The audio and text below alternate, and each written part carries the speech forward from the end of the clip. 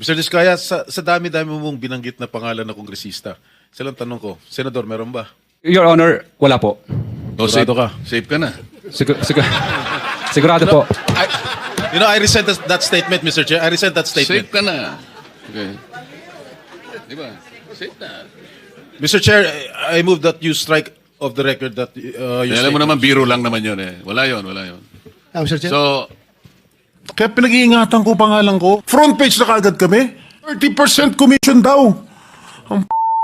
Nakakulong sa New Quezon City Jail si Senador Jinggoy Estrada matapos ipaaresto ng Sandigan Bayan 5th Division para sa kasong plunder. Kaugnay po yan sa kickback umano sa flood control projects. Bago sumuko sa tanggapan ng PNP CIDG, iginiit ni Estrada na inosente siya at handa raw sagutin ang mga akusasyon sa korte. Matapos basahan ng Miranda rights sa Senado, tumulak ang convoy ni Senador Jinggoy Estrada papuntang Camp Crame pasado alas 3 ng hapon. Kumaway pa siya mula sa kanyang sasakyan. 4:18 p.m. na makarating si Estrada sa Camp Crame para sa booking process. He started with the fingerprint, then he went through the mugshot, then he went through the medical clearance. Kasunod niya ay dinala na si Estrada sa Sandigan Bayan 5th Division. Kasama niyang pumasok sa courtroom ang asawang si Presi at anak na si Janela. Ang Sandigan Bayan 5th Division ang naglabas ng arrest warrant laban kay Estrada para sa kasong plunder dahil sa pagtanggap umano ng 573 million pesos na halaga ng kickback mula sa mga proyekto ng DPWH.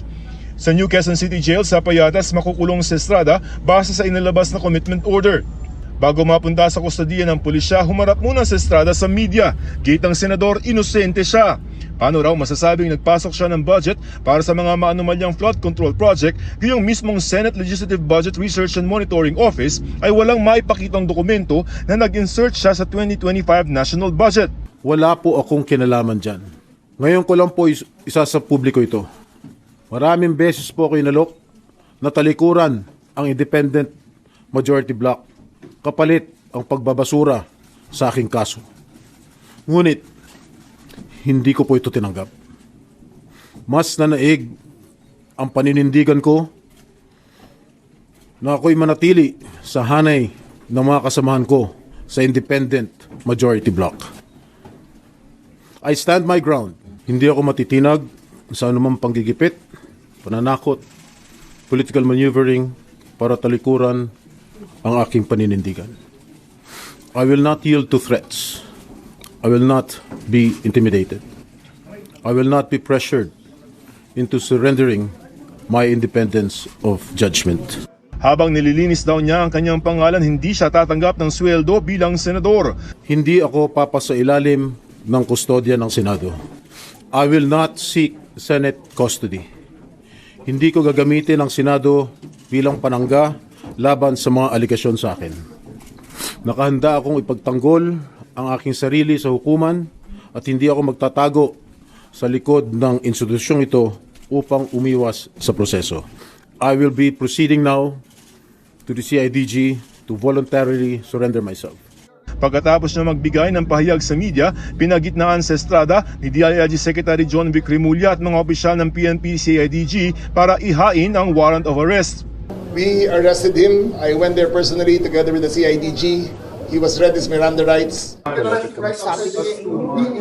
Sa gitna niya, nagkataasan ng boses si Remulla at Senate President Alan Peter Cayetano. Let's walk. Makikita ang tensyon sa pagitan nila sa videong ito na ibinigay sa GMA News. You can arrest, sir, right now. Sir! You can arrest. Ang gusto ni Cayetano sa labas ng Senado arestuhin si Estrada pero hindi pumayag si Secretary Remulla. Kaya tuloy na binasahan na ng Miranda rights si Senador Jinggoy. May karapatan ka manahimik at magsawalang kibo. Ano man ang iyong sabihin ay maaaring gamitin pabor o laban sa iyo sa kanyang hukuman. The question was whether yung separation of the executive and the judiciary and the legislative. Ang sabi ko sa kanya in a not very calm voice kasi umakit na, "Sir, I'm sorry, you lost that privilege when Bato escaped." Tama na. There's no more hiding behind the curtains of the Senate. Paliwanag ni Remulla, walang batas na nagbabawal sa pag-aresto sa isang senador kung may kinakaharap siyang kaso.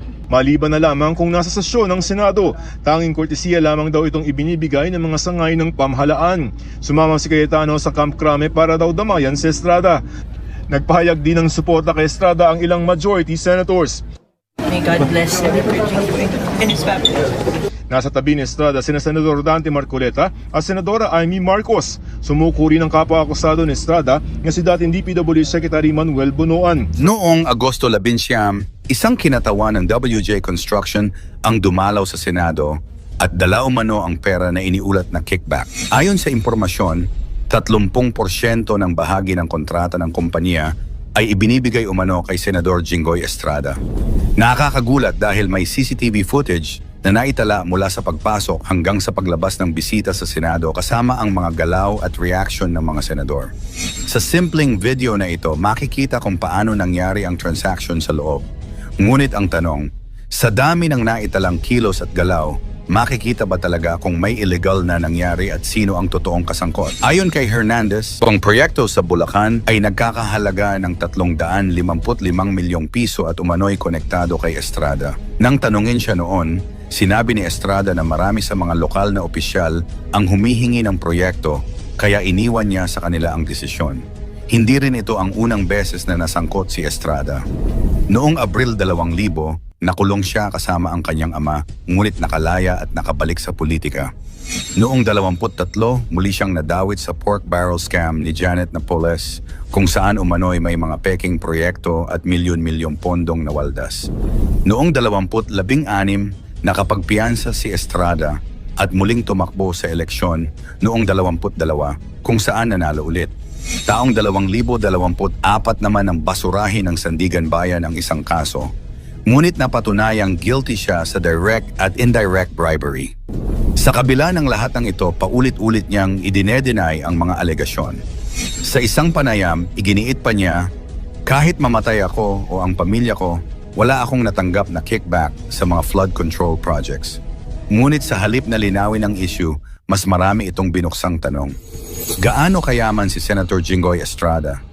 Si Senator Jinggoy Estrada, anak ni dating Pangulong Joseph Erap Estrada, ay matagal nang nasa politika at showbiz. Sa kabila ng kanyang matibay na pangalan at koneksyon, hindi rin nawala ang mga issue ng kayamanan at kontrobersya sa kanyang buhay. Sa kanyang mga salin, makikita ang patuloy na pag-angat ng kanyang yaman. Noong 2007, iniulat niyang nasa 3 milyong pesos ang kanyang net worth. Ngunit pagdating ng 2012 hanggang 2013 ay bigla itong tumaas, kaya't kabilang siya sa mga pinakamayamang senador.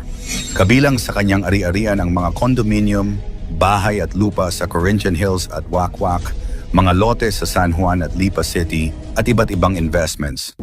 Konektado rin siya sa maraming negosyo gaya ng real estate, restaurants, trading at construction. Ngunit kaakibat ng kanyang yaman ang mga issue ng korupsyon. Noong 2001, nakulong siya sa kasong plunder kasama ang kanyang ama.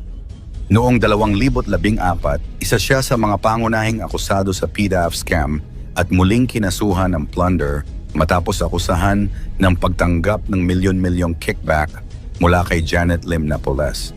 Ayon pa sa Anti-Money Laundering Council, AMLC, may tinatayang 38.6 na milyong piso na undeclared wealth si Estrada mula 2006 hanggang 2012. Bagamat marami sa mga kasong ito ay na-dismiss at noong 2024 ay tuluyan siyang naabsuelto sa plunder case, nananatili pa rin ang mga tanong tungkol sa kanyang yaman.